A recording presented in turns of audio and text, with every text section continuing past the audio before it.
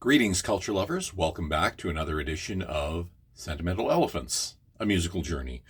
Uh, Welcome back. I think we're more or less on schedule. Thank you so much, faithful Rob Gatiers, for your patience with me. Um, have I ever mentioned what my name is? I would have to go back and review the older videos, but hi, I'm Rob. As I say, it's the musical journey. We're talking about various artists going through the alphabet and bringing an artist for each letter. It's to give a little bit about their history and my own particular history with them, my experience of discovering them and enjoying their music. Today we've now made our way up to the letter K. K? So K is for the Kinks. You have Kansas, the Killers, who I've seen live twice. Great concert. Killing Joke, legendary post-punk band. Mark Koslek, who I have met.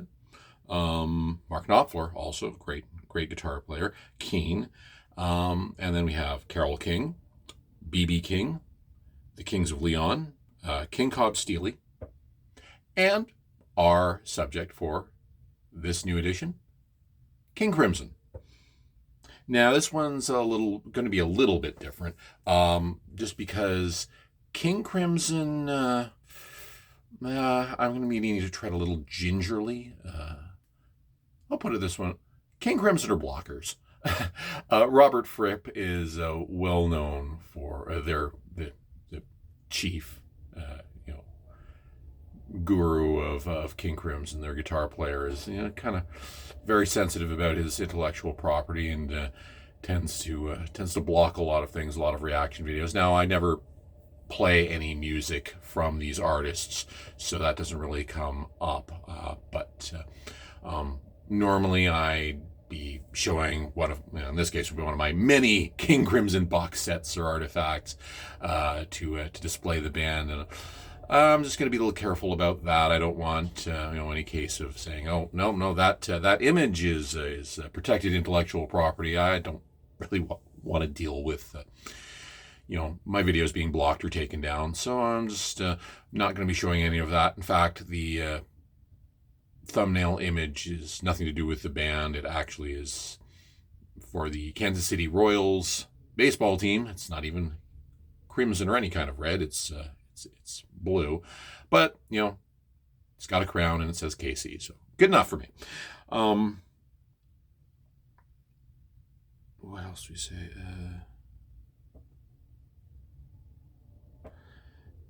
Yeah. Now, I think this is actually the first, sorry for the long pause, first proper progressive rock artist that I've come to. Kate Bush was the first artist I spoke about, and she's kind of progressive adjacent. But I've been talking about other things. Now is where we're hitting kind of fairly close, not right at the beginning, but where close to where I consider my proper beginning as a music fan, as a music lover, and the journey that kind of started with progressive rock. I'm going to go a little bit into the history of the band. Now, they started in 1969. They came out of a somewhat obscure little band called Giles, and Fripp, and they reformed with a new lineup as King Crimson. They're kind of considered the first, or could be considered the first proper progressive rock band. There's some other bands before them that were later associated with progressive rock, like the Moody Blues and Procol Harum, but really it's kind of considered starts with King Crimson, and from there will be I think Jethro Tull were around at this point, but they weren't. They were more of a blues band. I don't think they'd ever really consider themselves quite just a progressive rock band. I think I might have mentioned that on the previous video, but kind of from there we get Yes and Genesis and a number of other bands that flowered, starting with the seed of King Crimson. They put out their first album, which is In the Court of the Crimson King. A very famous cover. I'm not going to be showing it, but look it up. It's a great cover. And and Pete Townsend, no less than Pete Townsend, one of the greatest musicians, singers, songwriters of all time. Pete Townsend from The Who called it an uncanny masterpiece.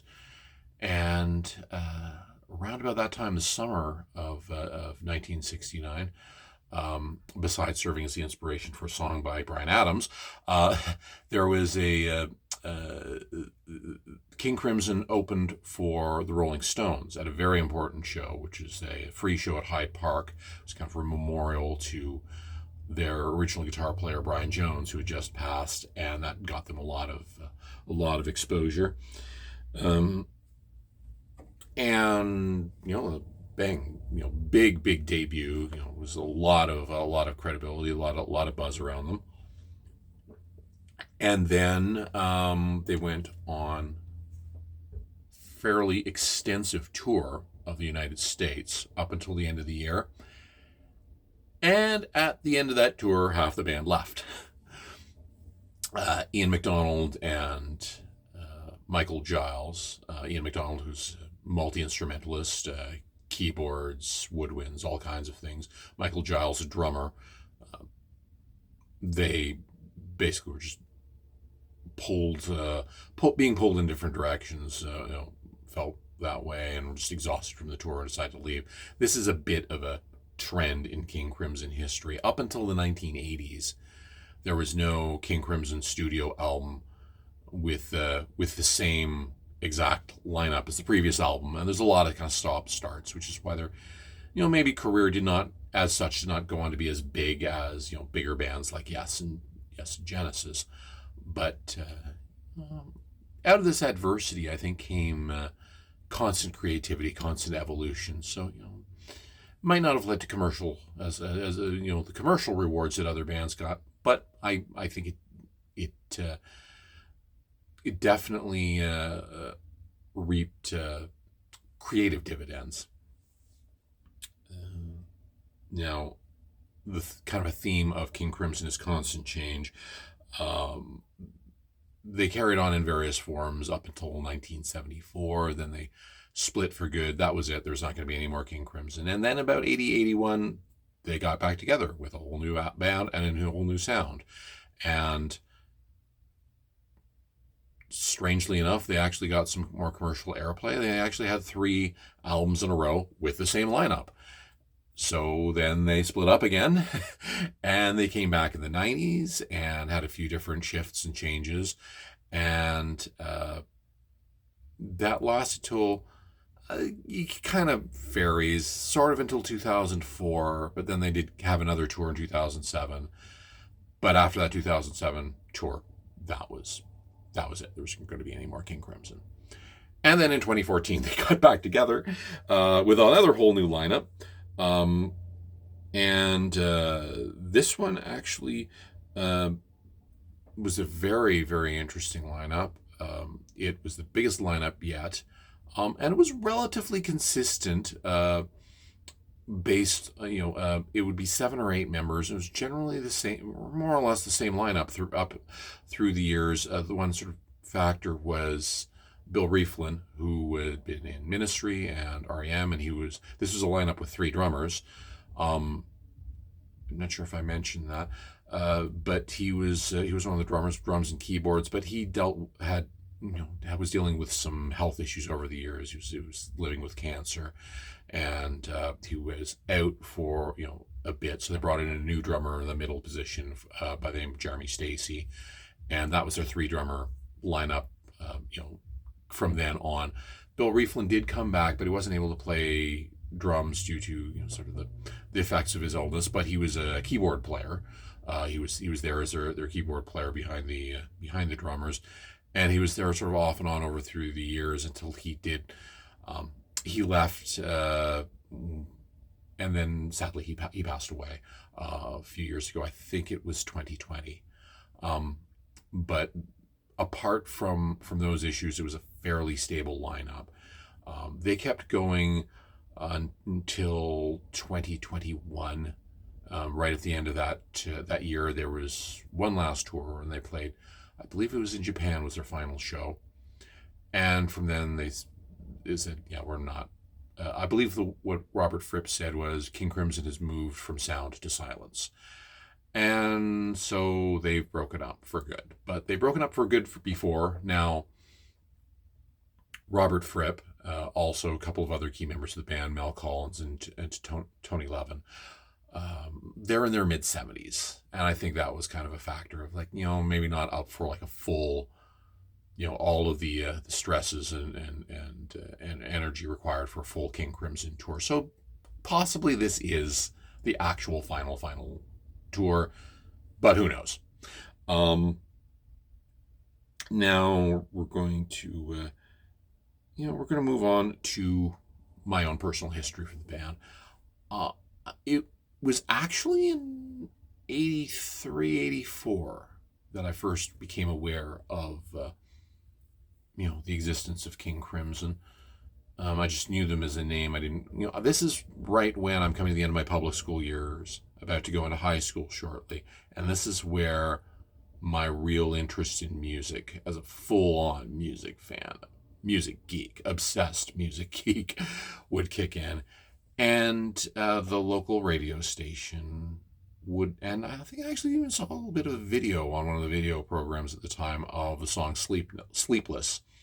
I thought that was a great sound, and was kind of lining up with some of the things I was sort of getting into. Kind of sounded maybe a little bit like something Peter Gabriel could have done.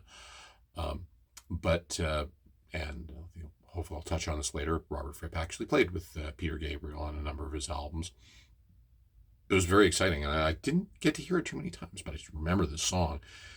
And they actually played what would be the last tour of that run of the band before they broke up, and it was actually the second last show of the tour. They did play Ottawa, or near Ottawa. I did not go to that concert. I was very young and not really going to concerts. My first concert would actually be Yes, later that summer, but earlier. I think it was earlier than that King Crimson came to town, and there was an article interview with the band. I'm not sure it was the full band, but I did notice the name Bill Bruford, I believe, was the person interviewed with regards to that show. I was just starting to learn the history of progressive rock and getting into my sort of music history learning, and I remember the name Bill Bruford. He was the original drummer for Yes. It's like, oh, okay, so this has got a Yes connection, and they were starting to become my favorite band. So they were put on my radar, and I became more intrigued. The first album I got was a compilation album of their 60s and 70s material. It was called A Young Person's Guide to King Crimson. And the more I think about it, this is not just a first step with regards to my fandom of King Crimson, my fandom of progressive rock, pardon me, my fandom of music in general, but also my little amateur musical historian aspect. Just a moment. Thanks for your patience. Back again. Sorry, I'm sure there'll be a bit of a sloppy edit. I was talking about A Young Person's Guide to King Crimson. This would be not just part of my, as I said, fandom of King Crimson, of progressive rock, of music in general, but also my little fixation, to put it mildly, with musical history. Because it wasn't just a compilation, there's also a booklet that came with it. And it had a lot of pictures, and it kind of told the history of the band, and there was a lot of articles, or snippets of articles from the reviews of the albums and shows. Some of them were quite negative. I think Robert Fripp kind of viewed the negative press as much a part of the history of the band as the positive press. One of my favorite lines from one of the reviews was, the sort of music that sneaks up behind you and then steps on you, which I always loved as I kind of trot it out every once in a while, trying to describe what kind of music they what kind of music do King Crimson do? I was like, well, it's a lot of different stuff, but it's the kind of music that sneaks up behind you and steps on you. Um, but also in this compilation, it kind of showed that this, like a lot of bands I love and a lot of progressive rock bands, they weren't just one band. And I'm not just talking about the the differing lineups and all the changes through the history, but it wasn't just the one sound. They could do a lot of things. They could do very heavy material, like the song, like the piece Red, which sounds very kind of Black Sabbath-y. It really hits hard. And from the more or less the same lineup, or close to it, there's this beautiful improvised piece called Trio, and it's just a lovely piece of music, and it's quiet, it's gentle, and it was made up on the spot, and this is the same band doing the same thing. Also, this music that I'm listening to from the 60s and 70s sounded a lot different from what Sleepless is. So it's like, oh, it's okay. I knew this, but now they're showing me this other side, and I was very, very intrigued. Also, a big help on this, for me getting into this band, I just want to make this one point, were the vocalists on it. Because before I got sort of too deep into music, one of the earlier sort of, not really, I don't call it progressive rock adjacent. I had the first Asia album, which is sort of a whole separate subject, but the bass player and lead vocalist on that album was the late John Wetton. And he, before that, among various other gigs he had a number of, did a few albums with King Crimson. It was my favorite lineup. And he's on, much of the vocals, the tracks that have vocals on the Young Person's Guide were John Wetton. So it was a familiar voice. A number of the other tracks were, the vocalist was Greg Lake. He would later be on Emerson, Lake and Palmer. I didn't know too much about the band at the time, but I did know the song Lucky Man. So, and again, another familiar voice. This is sort of, you feel like you're going into sort of, if it's still unfamiliar territory, listening to this sort of new band, new to me, and this sort of challenging new sound, but there's a comfortable presence there with these vocals. So that was very helpful. From there, let's see here. Sorry, checking my notes. Oh, yeah. There was also, I'm forgetting if this was before or after I got Young Person's Guide, but I think the show was called, it was on Global TV. It's this network in Canada, if you're not viewing this from Canada. It just ran for a bit. I think it ran over the summer, but I believe it was called Rock Etc. I might be off base, but it was on Friday nights, and they had this, wasn't like a regular thing, but just over the summer they showed this, and it would show, I think it was on Fridays, and it would show concert videos. And some of them, it was like a kind of an eccentric bunch of them. I mean, some of them were relatively well-known sort of concert videos, like David Bowie on the Serious Moonlight tour, or the Police and Synchronicity tour. And they had some kind of other ones that were a little bit more off the beaten track. They had a show from the band in their 80s reunion phase without Robbie Robertson.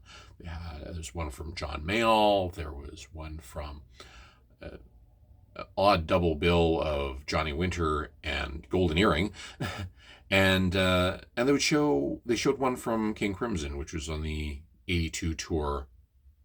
Yes, I believe it was 82 tour for The Beat. It's a concert video called The Noise, live in Fréjus in France. They were opening for Roxy Music.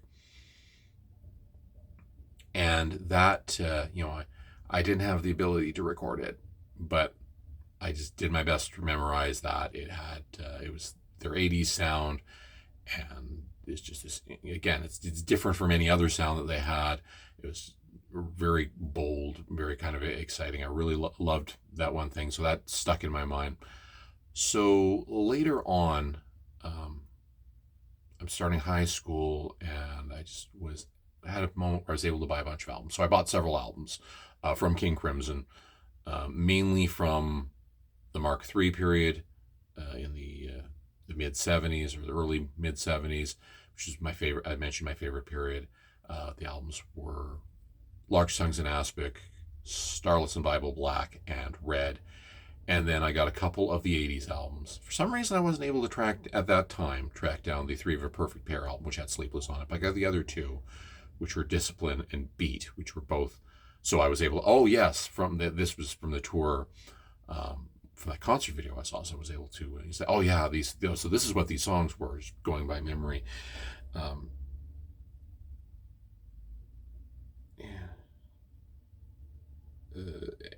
And I really, as I said, got into the lineup that had Bill Bruford on drums, Robert Fripp on guitar, John Wetton on bass and vocals, and David Cross on violin. I don't know why. I think I might have mentioned this before. I've had this weird little fascination with rock groups that have violins in them. So it's like, King Crimson, certain period of Van der Graaf Generator, Fairport Convention, Roxy Music, and later got into Yellow. But I love this band. I loved their improvisation. I loved their heavy sound. That could be also incredibly delicate. They could go from just pure silence and go into like this raging inferno of sound. It's at that point that Bill Bruford became my favorite drummer. It was strange that for whatever reason I didn't quite think of him that much when I was getting into Yes, because I just at that point identified Alan White as being, that's the drummer for Yes, even though on those early classic albums it was actually Bill Bruford. But this is where my Bill Bruford fandom really kicked in, which still exists. If you hold me down and make me pick just one favorite drummer, I'd probably go with Bill Bruford. I was mentioning Yes, and that's kind of significant at this point because Yes was my first favorite band what I considered to be when I really got into music. And I guess first impressions are lasting ones, because when I was starting high school, it's like, this is the band I was really into, and I kind of got identified with that. And then not too long after that, that's when things kind of started shifting over into King Crimson. I still love Yes, and it's still a wonderful band, but I'm more into that. And it seemed to be like years after, it's like, Rob listens to nothing but Yes. It's like, no, I'm listening to other bands. In particular, it got to be a little annoying. It's like, I'm listening to King Crimson now mostly. But, it's, oh well, high school. One other little weird detail. The song, most people, at least in my generation, if they know one King Crimson song, is a song called 21st Century Schizoid Man, which is on their first album. Strangely enough, on the compilation that I got, which was a Young Person's Guide to King Crimson, they had most of the tracks from that first album in part or in full were on this compilation, except they had a different version of I Talk to the Wind, and they didn't have 21st Century Schizoid Man at all.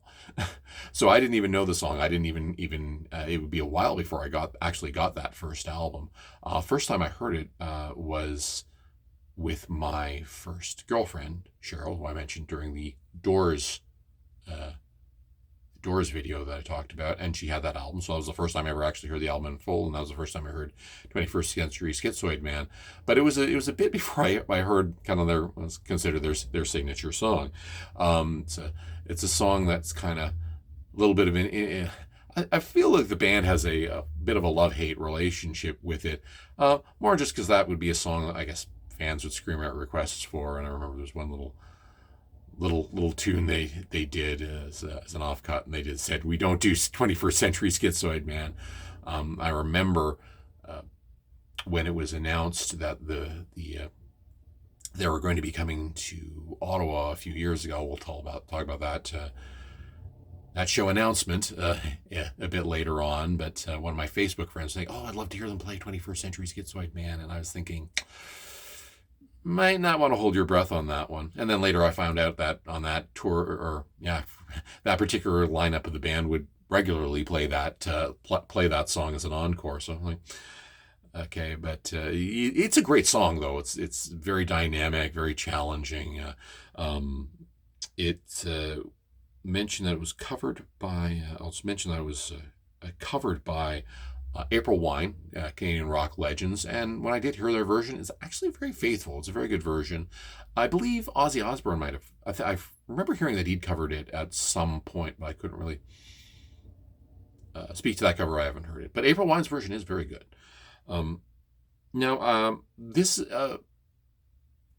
This was a progressive rock band I did keep up through the years, off and on. I'll just say, I've learned over the years. I'm 53, and I've discovered, my tastes will go through cycles. There'll come a time with certain artists. I'll go for a long time without listening to them, and then I'll be listening to nothing but them for a while. And I've learned to accept this as just kind of a part of my life. But King Crimson is a band that I've more regularly come back to, off and on, as with any other artist. One thing I'll definitely remember was in the early 1990s,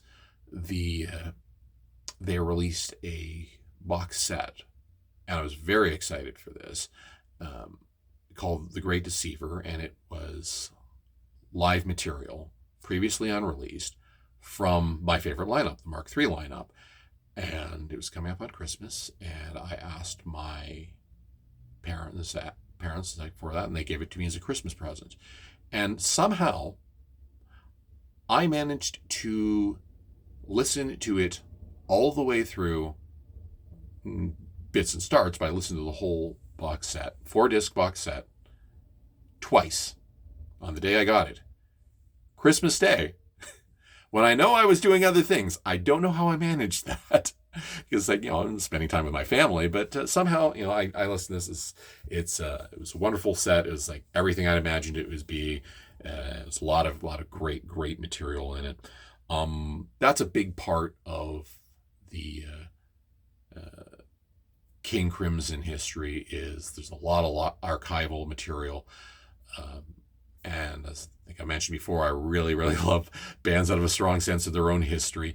I tend to think of the three big archival release artists that I'm the most into being the Grateful Dead, Frank Zappa, and King Crimson. I'll mention Frank Zappa and the Grateful Dead are still some of the most prolific artists in my little world, even though Frank Zappa and Jerry Garcia have been gone for over a quarter century. I believe this year actually marks 30 years since the passing of Frank Zappa, but they still have new, interesting material, new to me, much like King Crimson, individual shows will have a lot of changes, whether it's improvisation or just rearranging things, and they still can. Oh, sorry about that. I can put out something and I'll hear, oh well, this is a concert from 50 years ago, and it's showing me something that's really exciting that I haven't even heard of before from this band that I've listened to many times.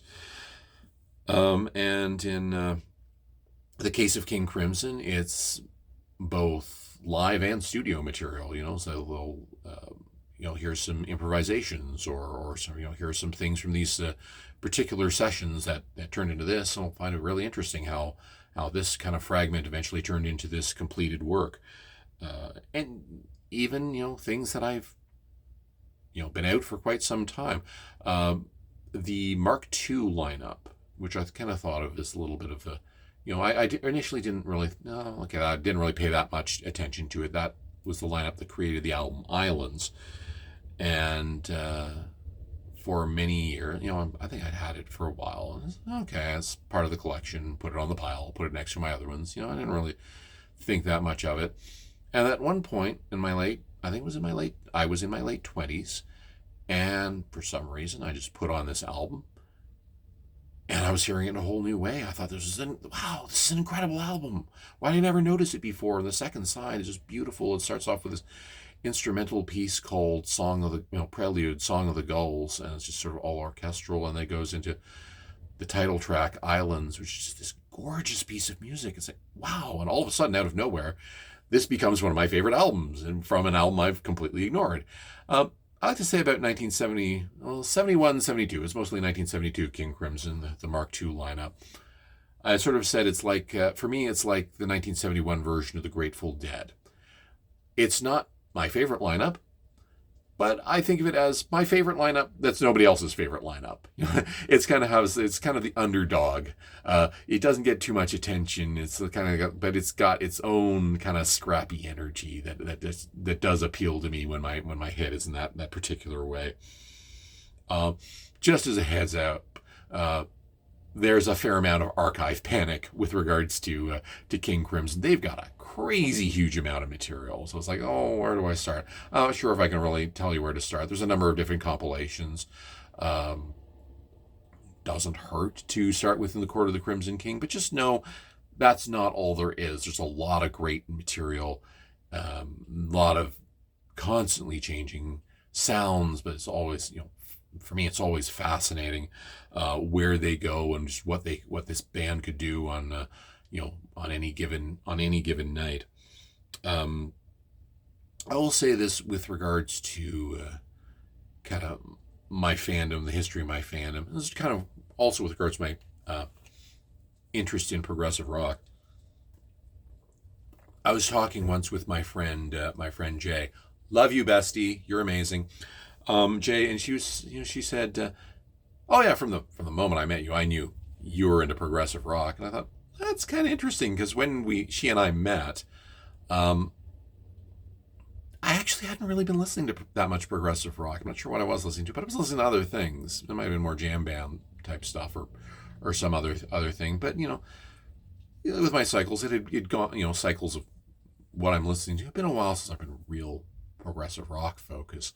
I hadn't listened to it that much, but what happened was in 2020, early 2020, and they were announcing the lineup. It was the beginning of it for what would be one of the big music festivals that year in September. This is, I believe, it was in February that the lineup was announced, and it was an amazing lineup. And one of the things was King Crimson. I was like, oh, wow, I'm going to love that. And it was like the Zappa band or a group of Frank Zappa musicians would be early on the set. It's like, this is going to be incredible. And the whole festival lineup was I think it was probably the best lineup to this day I've ever seen. Announced in February of 2020. It was going to be taking place in July of 2020. Well, March 2020 comes along, and the world shuts down. And I'm sort of don't want to seem to be making too much light of things. It was it was an awful situation, and it was a lot of great loss of a lot of people lost their health, people lost their lives, but that all went away. That lineup didn't happen. It was nothing happened that year. Everybody, including me, went back to our homes, and we basically stayed there. But they said, okay, but we've signed a lot of the same artists. When we do it, we'll come back in 2021. I was like, great. Well, 2021 didn't really happen either. Certainly not that festival. And then it was right at the end, like they started getting back to touring again towards the end of 2021. But there was the understanding that this was likely to be their last tour. Basically, they pretty much kept to that so far. I was like, okay, great. I missed my chance to see them. But going back to the beginning of 2020, this did at least bring them back into my conscious, like a bit more to the front of my conscious. I was like, okay, they hadn't actually put out any new albums as such, but they put out a couple of live albums that came with concert videos, and I got those. And I'd gotten a new setup, new TV and sound system, and they just completely reignited my interest, because unlike previous versions of King Crimson, previous lineups, where the focus was very, very strong on new material, and you would generally hear, from any given, certainly from the 90s versions, and to a certain extent in the 80s, if you went to see King Crimson, you were not going to be seeing a whole lot of their older material. You would basically, for the most part, hear stuff from that version of the band, and a little bit from maybe the previous, whatever the previous version or lineup was. Maybe one or two like older songs, but that was it. It was focused on new material. The 2014 reunion up until the end, there wasn't that much new material. There's a few new songs that crept in. There was no new studio album during that time. But they really deeply explored their whole history. You would see concerts where you go through all of their different albums, a lot of material, a lot of songs that had never been performed live before that date, and you'd get the whole experience. It's like they like myself were rediscovering just how rich and how much potential there was to explore those new songs. You were hearing songs from albums like Lizard, which didn't have a whole lot of material on it that had been performed live before. They would go for re-exploring stuff from the Islands Band.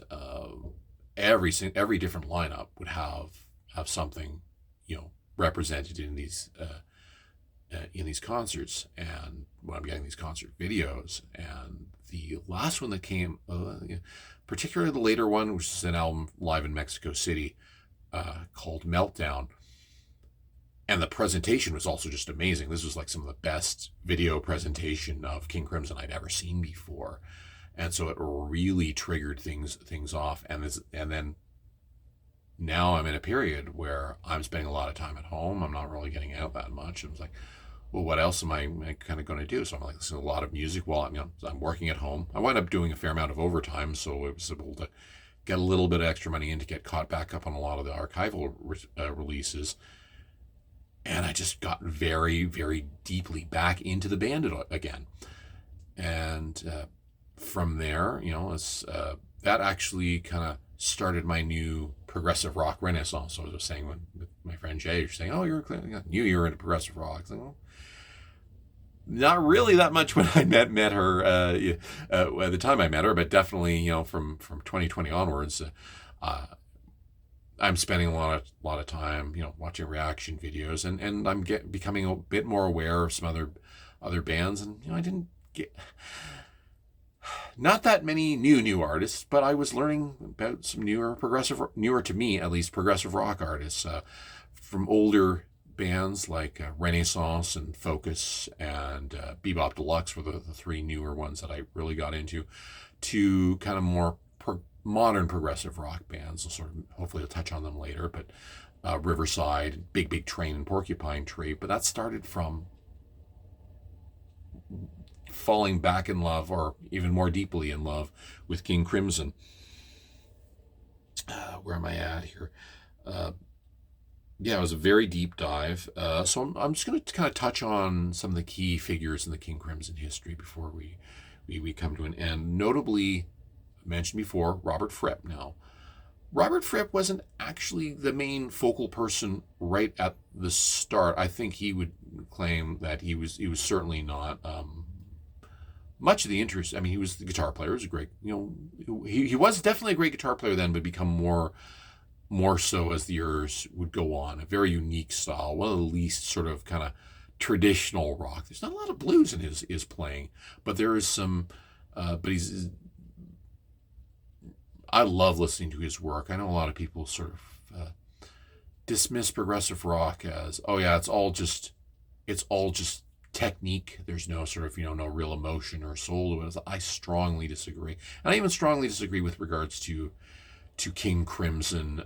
Perhaps some of the most kind of deep into tricky time signatures and sort of very abstract playing, but I find it's very vibrant and often quite moving. It can be beautiful, it can be terrifying, it can be very heavy, it can be very gentle. And you'll find all of this in King Crimson, find all of this in Robert Fripp's playing.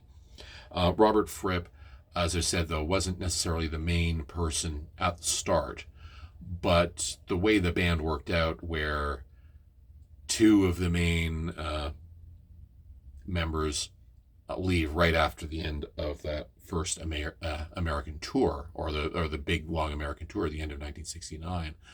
So at that point, there's only two performing members of the original lineup left, which were Robert Fripp on guitar and Greg Lake on bass and vocals. And Greg Lake kind of had one foot out the door himself. I think it went that he didn't, after McDonald and Giles had left, that it kind of wasn't going to be the same band. So he was looking at other options. He did make one more album with the band as basically as a vocalist, but then he went on to form Emerson, Lake and Palmer. And so all of a sudden, Robert Fripp is the last performing member. I'm very specific about saying performing member because Pete Sinfield was their lyricist, and he was still with the band, and he stayed with them for a couple more albums until after Islands. And then he was gone, so it would be Robert Fripp was the last person left. So he's been basically the person, the common thread throughout King Crimson. I mean, if there is not a King Crimson at any given point, it's because Robert Fripp has decided that there will be a King Crimson or there will not be a King Crimson. He's an odd little character, very intelligent, always willing to express his viewpoint, kind of prickly about some things mentioned before. These reaction videos are hard to find with regards to King Crimson because he will generally block them.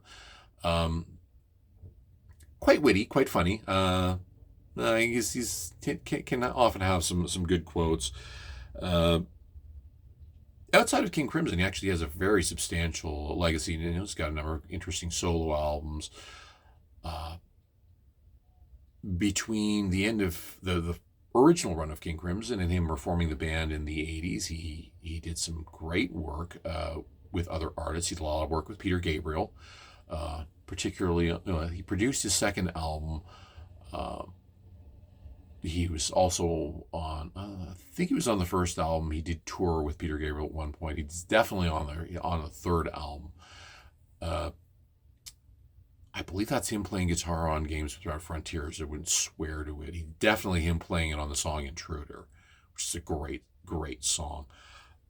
He played guitar on the Heroes album for David Bowie, notably on that signature guitar sound on the title track. It's very famous. It sounds like it's coming in from another planet.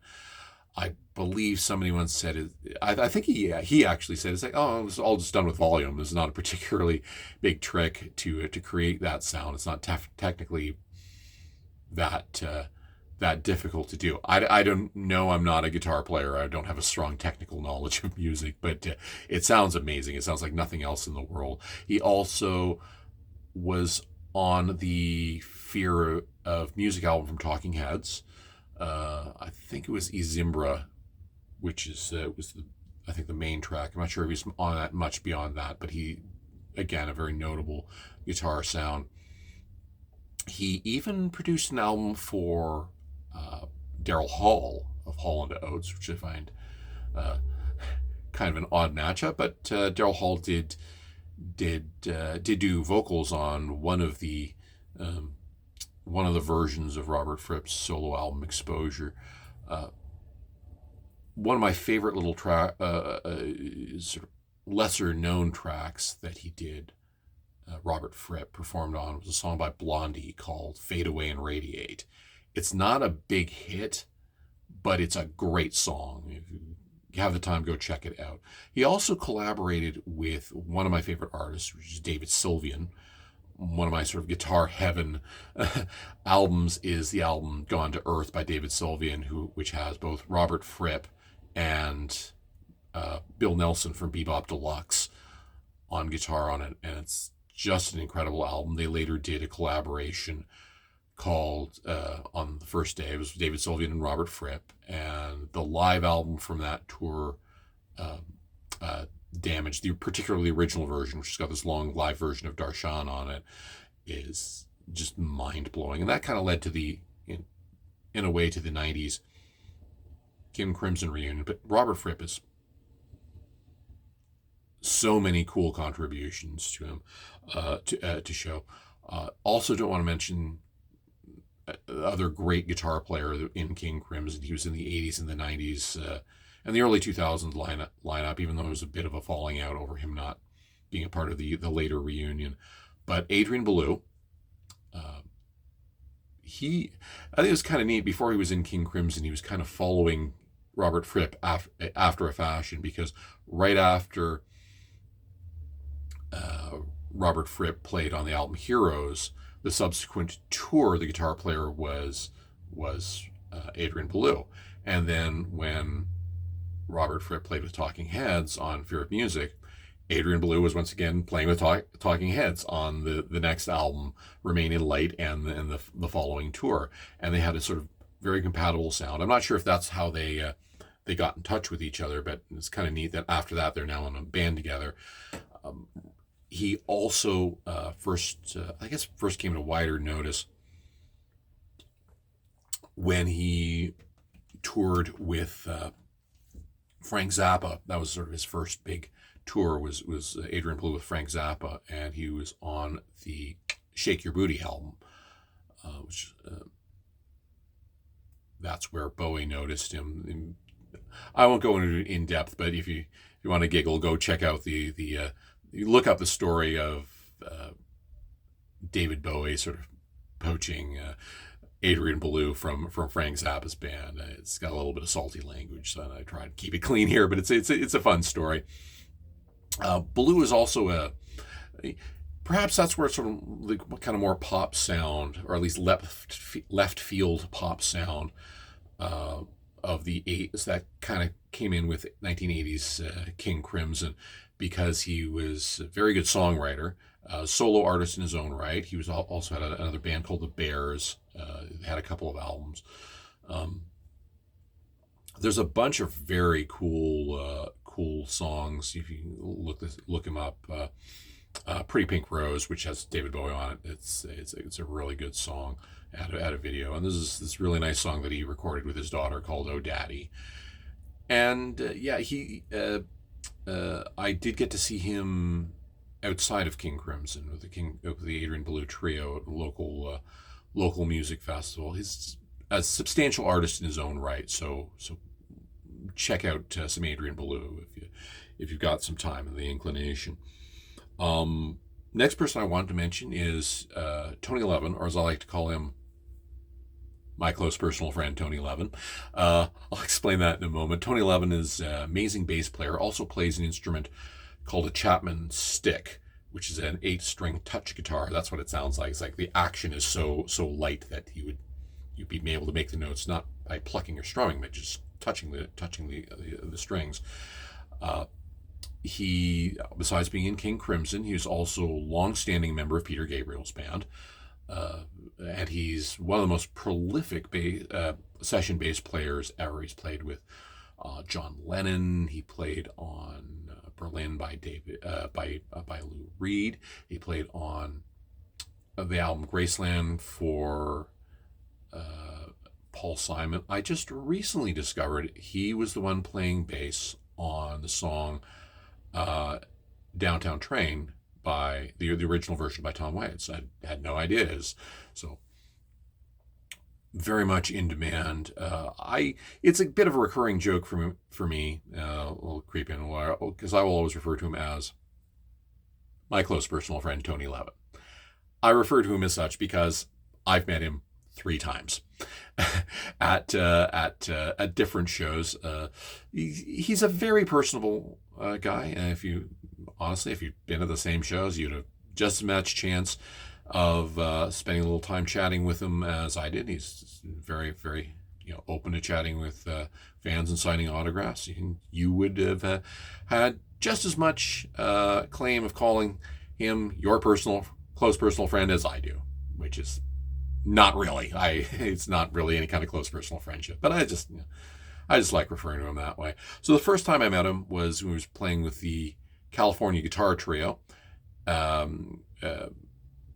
the local music festival, and there was a autograph signing session, and I got them to sign a CD, and I mentioned to Tony Levin that, oh yeah, and besides all your other besides your credits, you played on one of my favorite albums, which is Berlin by Lou Reed.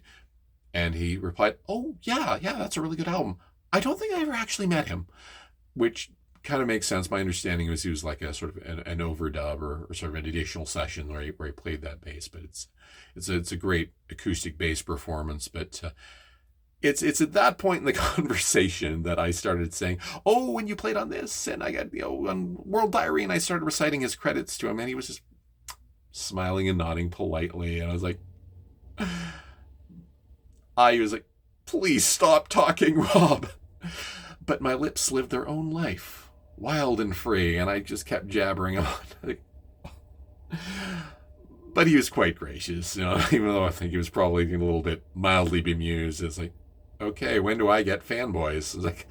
But that was the first time I met him. Thankfully, the next time I met him was at least about 10 years later, when he came with the group Stickmen, which was him and Pat Mastelotto from King Crimson, another musician by the name of Marcus Reuter. And I got to see them at a local club, and that's the second time I met him. And I nabbed a set list, and I was married at the time, and my then wife really, really, really, really wanted to see that show, but she was just starting a new job, and it was a training period, and she was not able to get away to do that. So I grabbed the set list, and I got Marcus Reuter's autograph, and I got Pat Mastelotto's autograph, and I get to Tony Levin, and he's there signing, and I said, could you please make it out to sign this to Fiona, because, and I explained, she's my wife, and she was not able to make the show, and she wanted to see him, and he says, what was the name again? I said, Fiona. And he said, oh, it's too bad she couldn't make the gig. And he autographed it, hi Fiona, Tony Levin. And so that night, or it might have been the next morning, I got home and I gave her the set list, and she was like very, very pleased. And this was what I didn't know at the time would be kind of the last months of the marriage. But for that brief little moment, I did manage to be the best husband in the world, just briefly. But I did manage to make her smile with that. And the third time I met Tony Levin was about a year after that, a year and a bit. And by this point, I was living on my own. It was after the divorce, and I got to meet him. And it was, again, same circumstances. It was after a Stickmen show, and I had some CDs for him to autograph. Not all of his CDs, because that would have been taking too long. But again, he's very graciously signing them. And I said, I explained to him the story that, I'm no longer with my wife, but the last time that we were there, you autographed a set list for her, and I gave it to her. And I told him, it's like, yeah. And when I gave it to her, she was just over the moon. So it was a really nice thing. And he says, oh, well, thank you so much for telling me that. And I got the sense he was really pleased to hear that his autograph made somebody happy. So Tony Levin, my close personal friend, Tony Levin, world-class gentleman, absolutely amazing person in my view. Great musician, great guy. This is probably long. No, this is definitely the longest video yet. I still have a little bit of a ways to go. Thank you for your patience. Bill Bruford, my favorite drummer, now retired. Strongly recommend his autobiography. It's very interesting. He's a very, very witty person. He was very controversial when he left Yes to join King Crimson, because Yes were just in the process of becoming really, really big, and now all of a sudden he's leaving to join. It's like the other members of Yes, like, you're leaving to join King Crimson, that band that keeps breaking up all the time, but we're finally becoming successful. But Bill Bruford seemed to always be focused more on artistic challenges. And I guess that's, he felt he'd done all he could do with Yes and wanted to do more with King Crimson. One of my favorite little music documentaries is one called Prague. I believe it was called Prague, Britannia. But he's one of the people interviewed, and he had this great line about joining King Crimson, where he said, all of those stories that you hear about King Crimson are true. It's a very intimidating environment. It said, we used to have endless conversations in Yes about whether it should be an F sharp sustained in the organ with a G natural on top of the guitar, or vice versa. There was no talking in King Crimson. You were just supposed to know. And yeah, I got a sense that for a musician, joining King Crimson was very, very challenging. I mean, obviously there's the musical challenges, but working with Robert Fripp, who can be kind of, not always necessarily giving the guy, he's expecting certain things and maybe not always giving the guidance that to let you know what he wants. One of my one experience I remember is seeing an old concert. It was a TV show. I think it was in France, of the Mark III lineup, and there was a camera shot. It was in studio, but they were performing, and the camera shot goes to Robert Fripp, and he's looking directly into the camera, and it's like he's looking straight at me. He's like looking right into my eyes, and he's projecting this sort of ambiance of just utter disappointment in me. And I'm watching this, I feel, wow, this must be what it feels like to be in King Crimson. And I was like,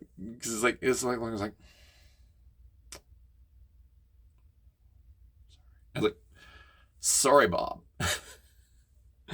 But yeah, Bill Bruford, who my older sister met, and she said he was a great person. Is just one of the most charming, interesting guys in music. Just as I say, strongly recommend his autobiography and his YouTube channel. If you find any videos with him talking, it'll always be a interesting time. Just going to cover a few more people and try and wrap this up. John Wetton I'd mentioned earlier. Gonna scratch my eye, sorry folks. John Wetton in my favorite period, and it was a real eye-opener. He was bass and guitar, and he's played a number of different bands. He was toured with Roxy Music, he toured with Uriah Heep. I mentioned mentioned before that he was later one of the founding members of Asia. Wonderful voice, incredible musician. He before he was in King Crimson, he was a band called Family, and they have a number of very cool albums. He, from what I picked up on him, very well liked person, like really nice, charming personality. He did kind of have an eye towards commercial success. Not that he was a complete breadhead or anything, but he liked the idea of working towards being in a successful touring band. And he had his biggest commercials. He did manage to achieve big commercial success for a bit with Asia. He had a good, long, productive career. He passed away of cancer a number of years ago, but it was a real eye-opener to experience him in King Crimson, because that bass sound, Robert Fripp once referred to the rhythm section of Bill Bruford and John Wetton as the flying brick wall, because they were very heavy and very loud, and they were doing really cool dynamic stuff, but it was a bit harder for him, and particularly David Cross in that lineup was playing violin to sort of really make it, to shape the direction of the sound, because the rhythm section was so loud. But it's still a very bracing, exciting sound. If you listen to it, particularly, I'll say the album Red. I might say the one before that, Starless and Bible Black, is perhaps more my favorite album from that period. But Red had some amazing work from that rhythm section. One More Red Nightmare. The drums, yes, very signature drum sound, but the bass is amazing on that. The track Starless from the album Red has some of Wetton's best singing. It's really beautiful and soulful. He had such a wonderful voice, had a very warm quality to it. But that's my favorite period of John Wetton. He was a kind of underrated musician. Is like in progressive rock, but he did some incredible work when he was with King Crimson. And just mention a couple of other members who did go on to success. But I saw one of my little lines that I'll sometimes say is, I'm not sure which is the kind of weirder post King Crimson career in that respect. Um, Ian MacDonald, as from the original lineup, as being one of the founding members of Foreigner, or Boz Burrell, who is in the Mark II Islands lineup, as being one of the founding members of Bad Company.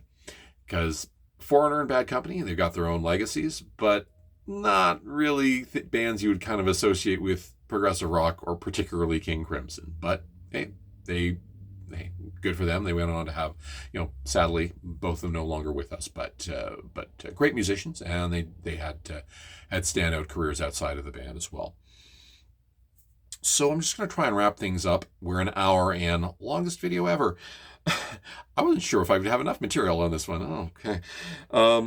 What's the band's legacy? I wish they were a bit better known. I know they're a little bit less kind of a comfortable. It's a bit tougher to ease your way into King Crimson. Although strangely, I think they've got some.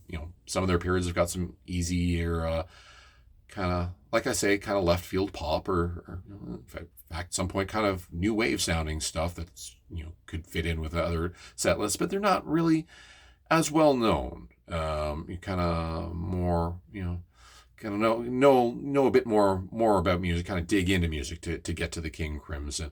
As far as I know, they've never even been nominated for the Rock and Roll Hall of Fame. And I know the Rock and Roll Hall of Fame is kind of silly, but they particularly are not fond of progressive rock. But other progressive rock bands are in, and this is the kind of my view, the band that started it all, really, the founding band. But oh well, as I said, it's the Rock and Roll Hall of Fame. But definitely they've got a number of bands that I follow in their wake that progressive metal and some other sort of more left field bands, kind of post rock bands, notably Primus. I think I've got a strong King Crimson. You can tell they've had some King Crimson. I know I believe live they've covered Thelahun Jinjit. Glue Leg is another band who covered Red. I think Slint. I don't know if they had ever listened to King Crimson, but when I'd heard their albums, I definitely heard echoes of them. About a year or two ago, I got to see Godspeed You Black Emperor, and that's when I first heard it. It was like, my God, they're just like, it's like, wow, it's like a new King Crimson. It's like, wow, I don't, and probably the big, Dream Theater. From what I've heard, I've got a number of their albums, and I think they wouldn't be caught, wouldn't be too surprised if I found out, oh yeah, we've got some King Crimson albums, or we're interested in King Crimson. And perhaps the biggest one would be Tool, and they're big favorites of mine. In fact, King Crimson and Tool toured together, and that would have been mind blowing to see. I never got a chance to. Wasn't able to catch that tour, but that would have been just incredible to see. But I definitely think that Tool are in their own way part of the legacy of King Crimson.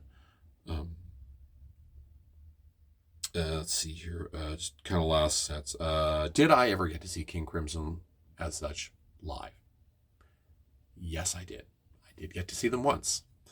I saw them in Montreal.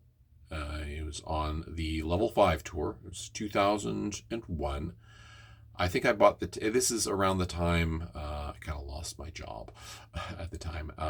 But I think I got the ticket before I lost the job, but it was a number of months later. But I still was able to journey to Montreal with my good friends Oliver and Christine, and we saw King Crimson, and I think I mentioned John Paul Jones from Led Zeppelin was the opening act, and that was an amazing show. It's one of the best concerts I ever saw.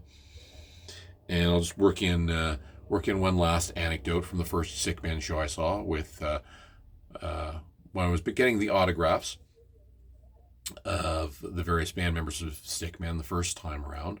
And there's my good friend Pat Mastelotto. I refer to him as my good friend Pat Mastelotto because I've met him twice. So he's not quite close personal friend status as Tony Levin with meeting me 3 times, but he's at twice. Now, Pat Mastelotto, amazing drummer. But the first time he kind of came, I guess, I don't know if I can't say he came to people's notice, but the earliest work that I know of him was he was a member of the band Mr. Mister in the 1980s. And this is one of those bands that I think I mentioned in previous video, but there were some bands that, because of our local radio station, got popular a bit earlier in Ottawa than they were in other places when their sort of more famous single became wider known.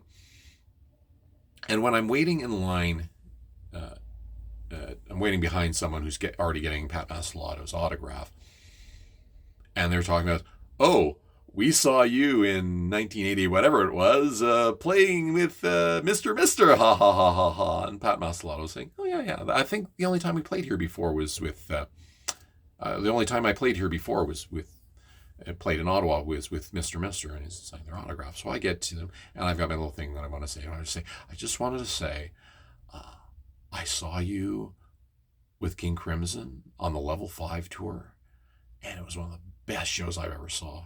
And it gives me this kind of puzzled look. It says, was that here?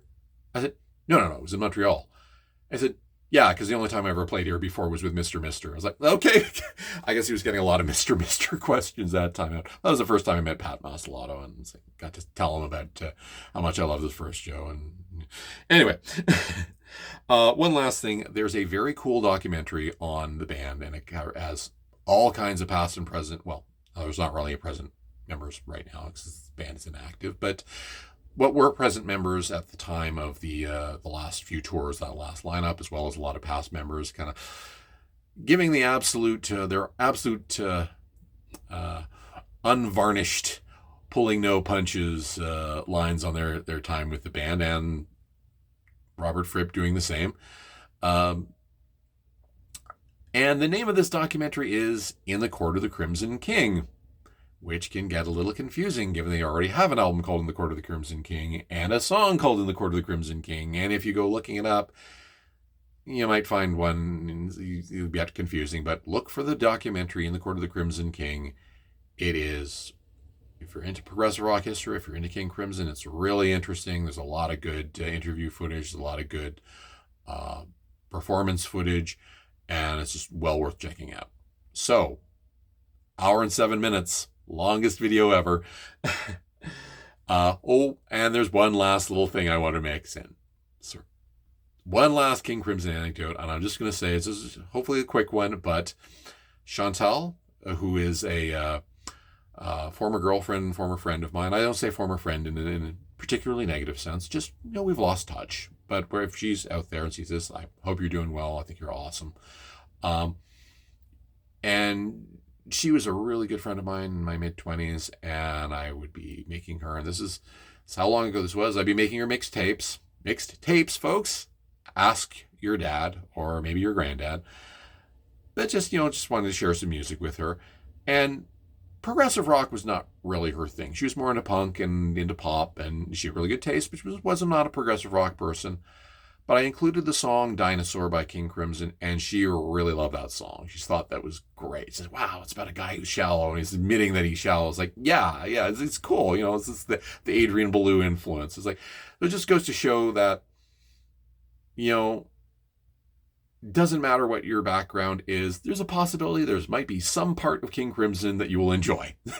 So thank you for staying with me for this really, really, really long video, and we'll be back with the next video for the letter L. Thank you for joining me at Sentimental Elephants for this latest chapter of the musical journey. Bye-bye.